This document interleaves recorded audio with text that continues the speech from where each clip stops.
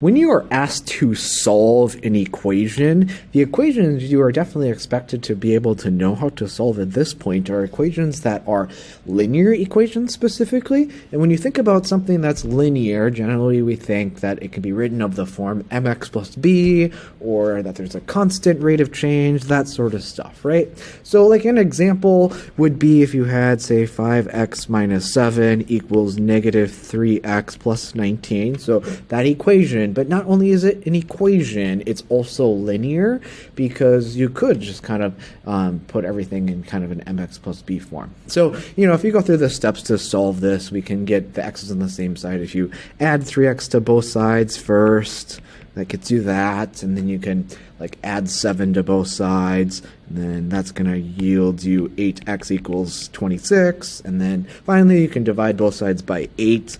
When you reduce your answer, you end up getting that final result there of 13/4 there, and that's going to be the value for x that, of course, satisfies the original equation. So if we were to kind of move into new territory now, something that we haven't done yet, we're going to try to solve equations now, but equations that are going to be quadratic in nature.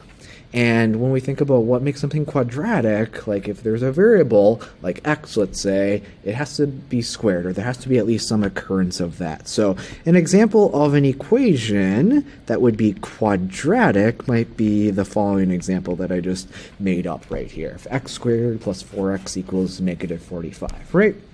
So if we think about, how are we supposed to solve something like this, right? Because this is new for us. And so, well, if we want to get the x alone, right, and try to solve it like a linear equation, then maybe we should get this term here alone on one side, and then we could take the square root, right, because that's going to undo the squaring of something. So maybe let's try to get that alone. So if I'm going to get that alone, I guess I'm going to have to get rid of this 4x here, and well, we can subtract, right? We can subtract on both sides. And so if you do subtract 4x on both sides, then I guess we get negative 4x minus 45 on the other side, and that's equal to x squared. And then maybe from there we might think, okay, so now if I do square root that, it is true that then you actually will then get x alone, and so then we'd have to square root the entire quantity that's on the other side, but then right there you're not going to get a number answer though for x, because there's still an x inside of the square root, right?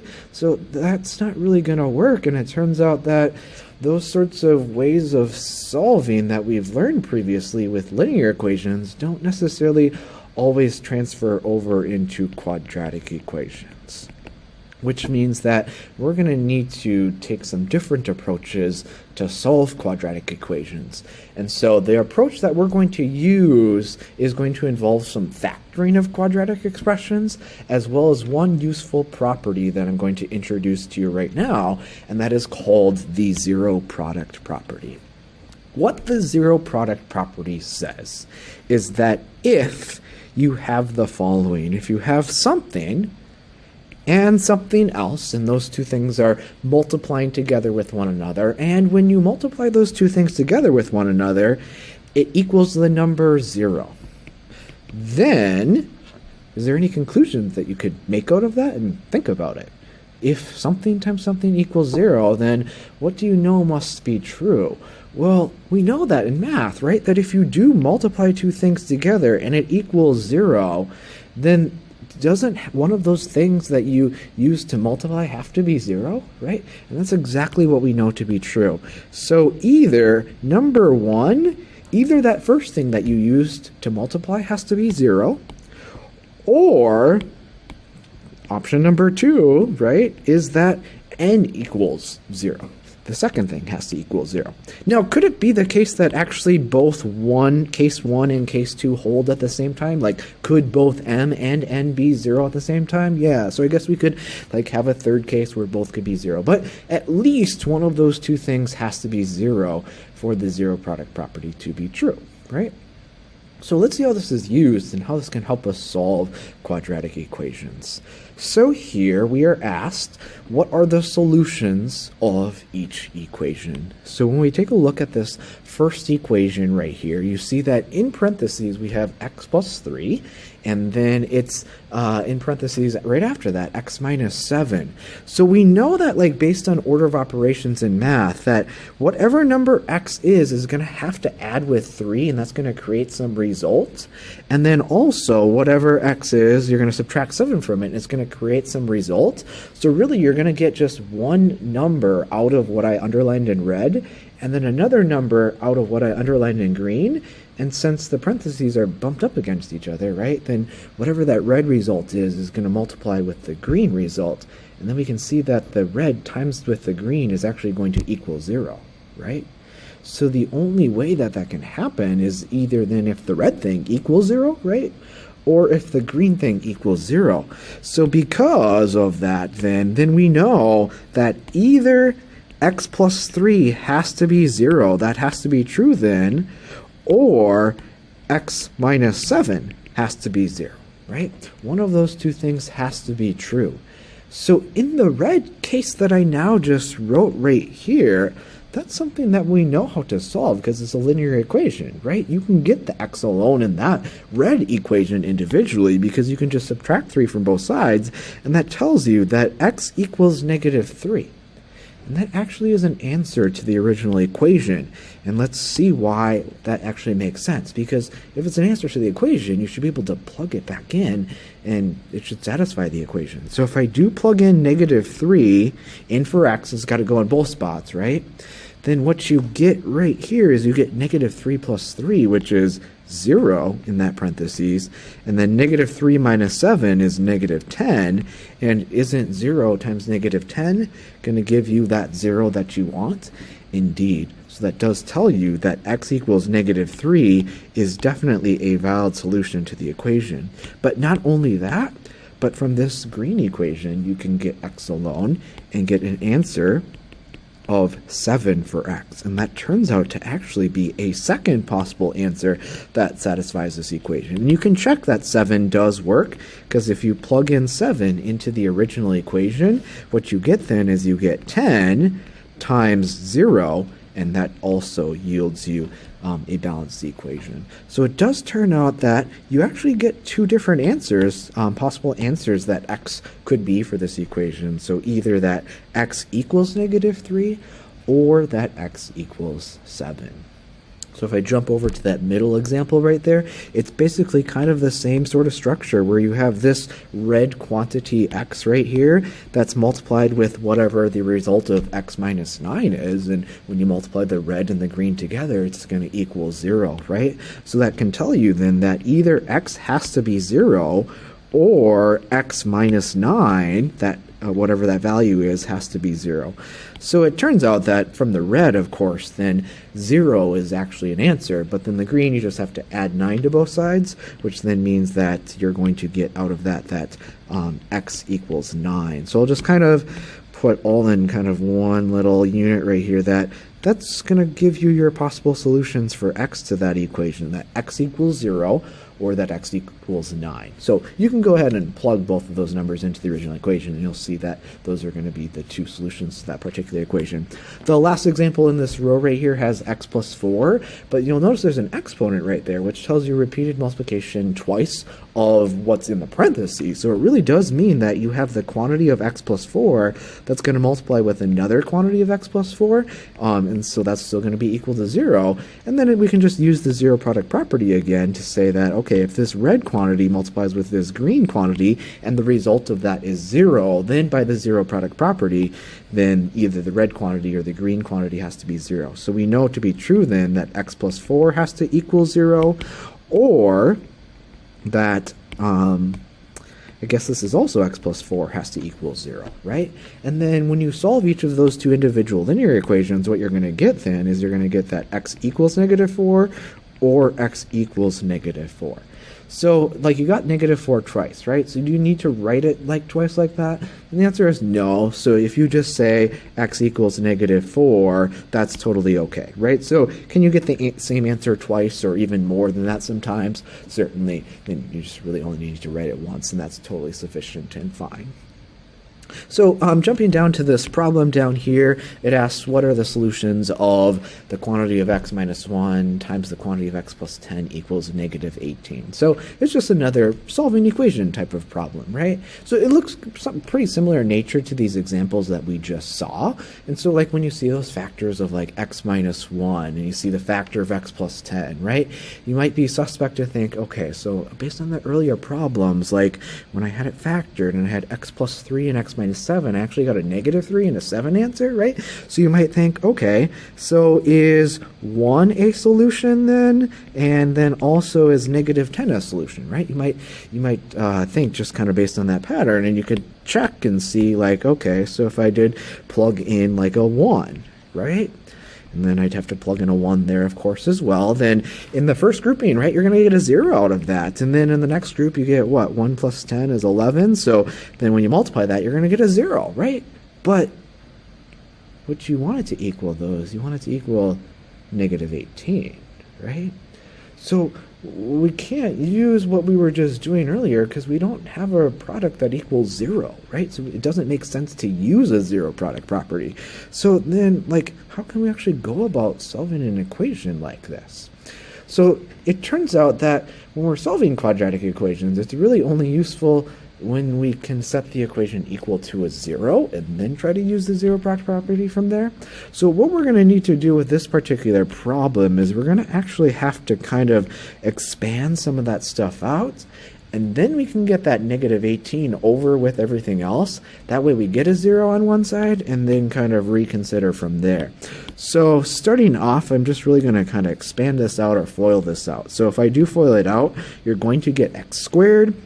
That's going to be a plus 10x, but then also a minus 1x. So when I combine those terms, you're going to get a plus 9x out of that. And then the last part of the FOIL would be negative 1 times 10, which is negative 10. So that's everything that's on the left-hand side, and that's equal to negative 18.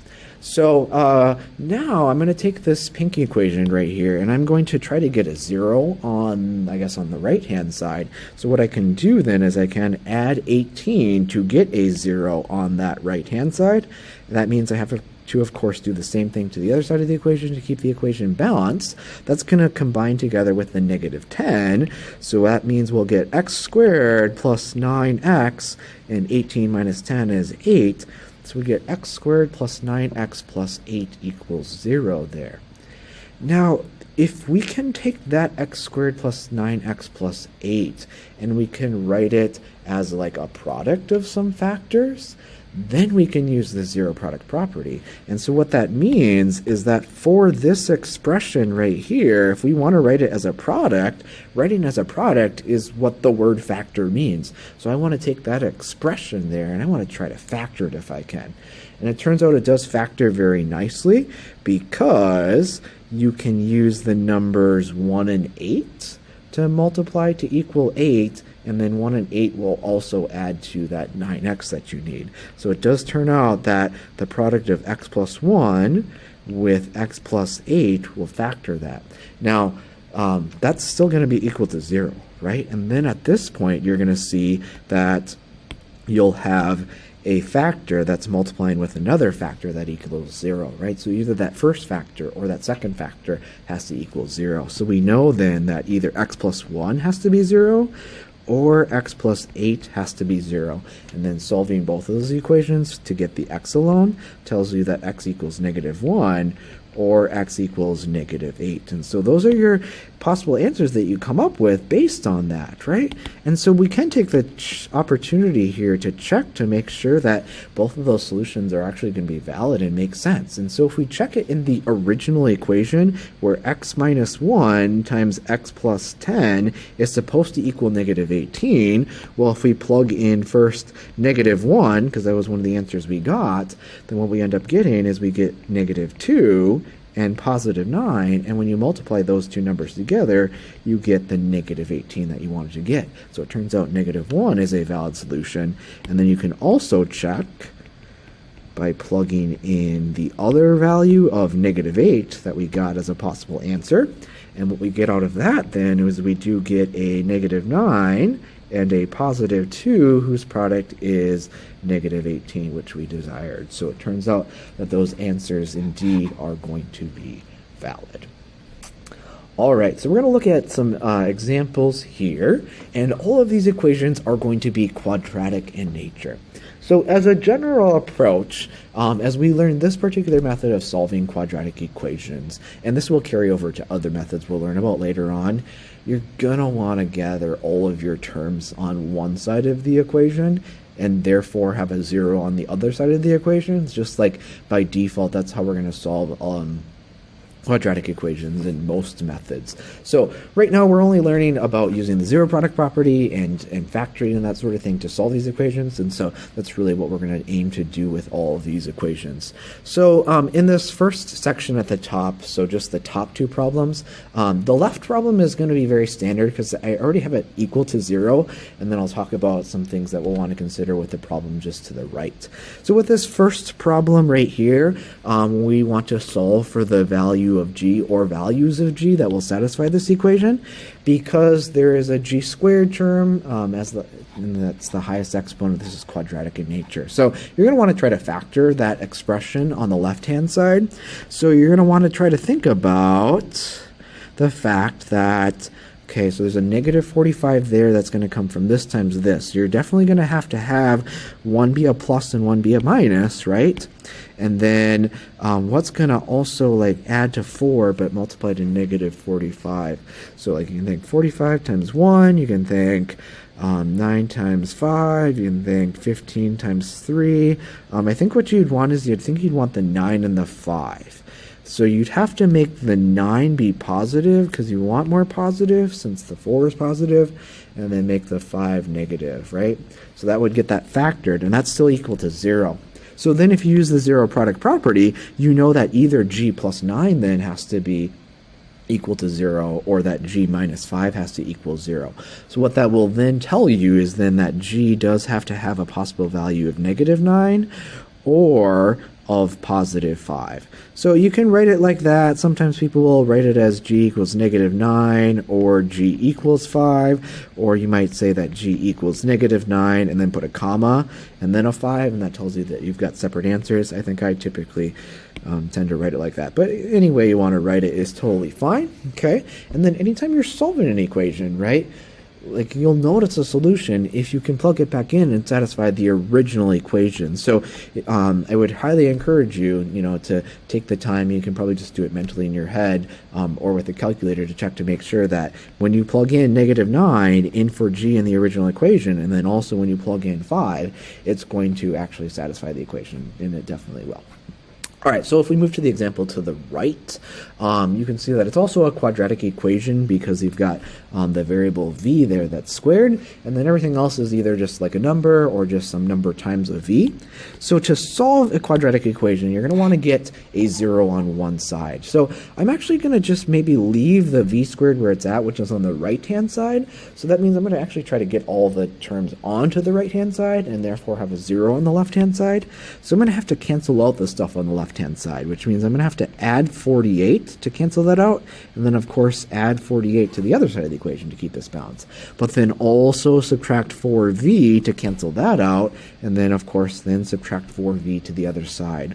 So then we're going to get 0 on that left-hand side equals v squared. You're going to have to combine those terms together to give you negative 19v, and then the plus of the 48. So then from this point, you're going to want to try to factor that expression right there somehow. So in order to factor that expression, and it still be equal to 0, because you want to multiply to directly equal a positive 48, but then you know that you're going to combine the middle terms to be a negative 19, then you're going to have both of your factors be v minus and minus, right? So you're going to need both of the numbers to be negative. So your possible options would be negative 1 times negative 48, but that adds to negative 49, so we don't want that. Negative 2 times negative 24 equals positive 48, but that adds to negative 26. We've got negative 3 that can times with negative 16 to equal positive 48. Those two do add to negative 19, so that's going to be the exact pair that you want. So then the product of v minus 3 and v minus 16 is still that same quadratic expression. So then when you employ the zero product property to this, then to make the expression of v minus 3 equal to 0, then you'd need v to be a positive 3. And then to make v minus 16 be equal to 0, you need to plug in a positive 16 for v there. So it does turn out that you get two positive answers out of that particular equation, that v has to be equal to 3 or that v has to be equal to 16.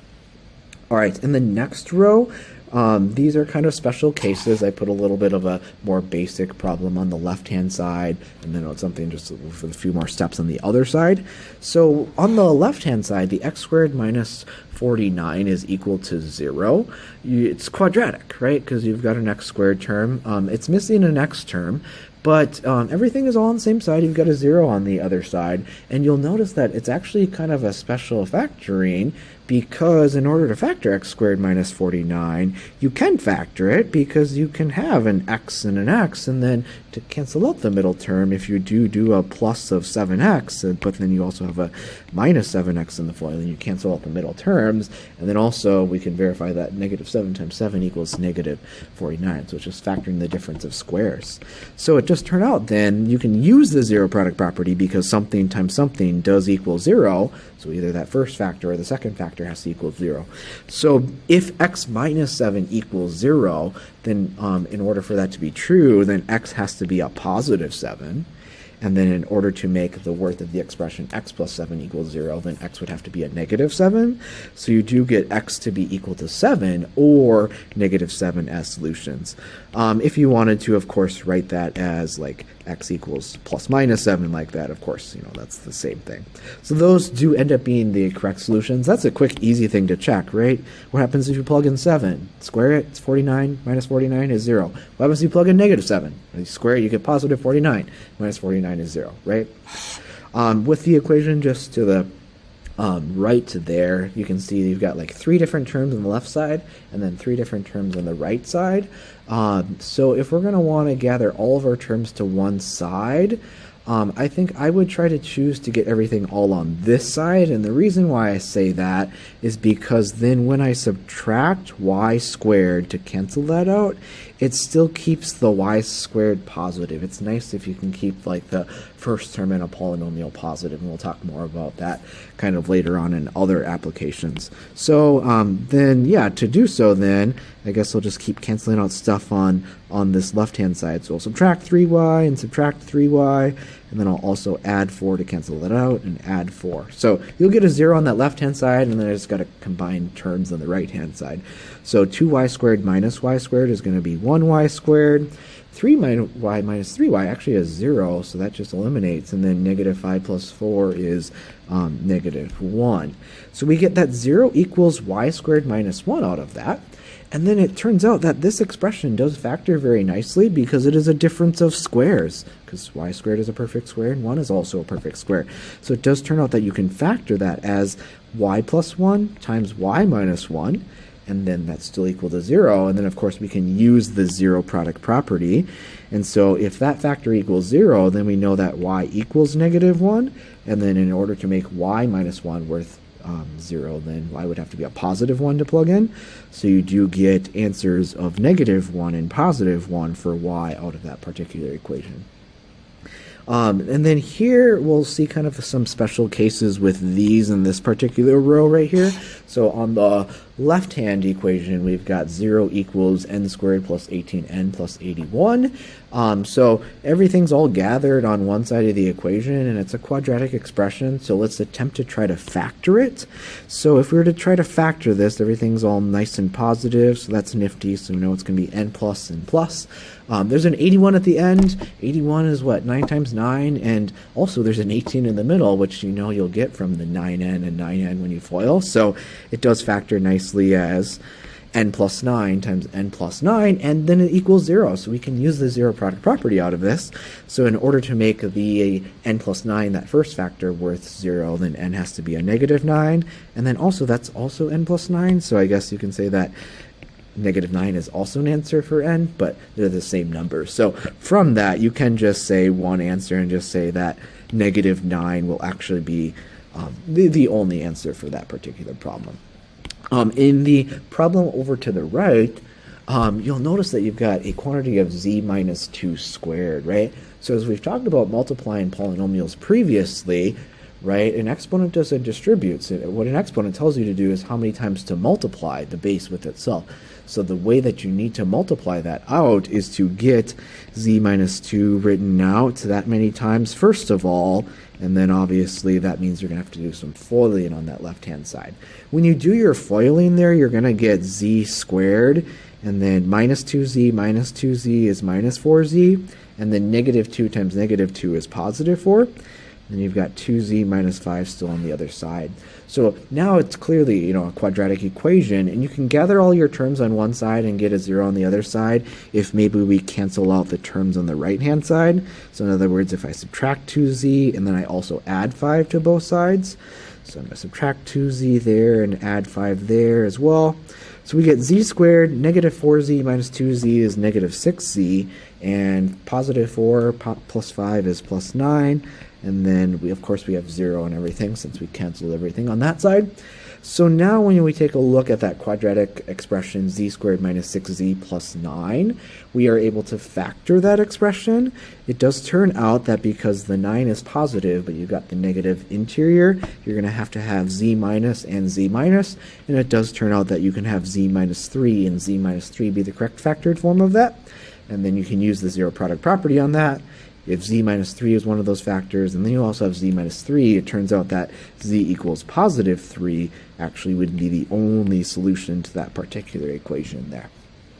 And then finally, the last two examples here, also some special cases. So with the equation that's on the left-hand side, the c squared plus 5c equals 0, you can see it's set equal to 0. And so if I think about this quadratic expression right here, it'd be really nice to factor it, because then we can use the zero product property to solve for c. So you just got to think about, okay, how do I factor c squared plus 5z? Well, then if it's missing that constant term, you can just look for a GCF. The only thing that they have in common is a c that you can factor out. So when you do factor that left-hand side, you can factor it as c times c plus 5, and then that's equal to 0.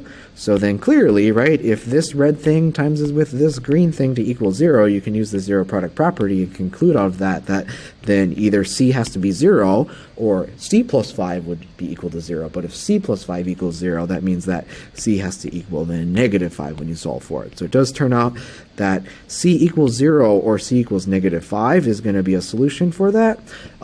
That's a simple enough equation for you to be able to plug in both of those numbers and check. So if you plugged in 0 squared plus 5 times 0, what does that equal? That equals the 0 that you wanted, right? And if you plugged in the negative 5, what is negative 5 squared plus 5 times negative 5? Well, right there, that's a positive 25. That's a negative 25. And what's positive 25 plus negative 25? That also gives you the 0.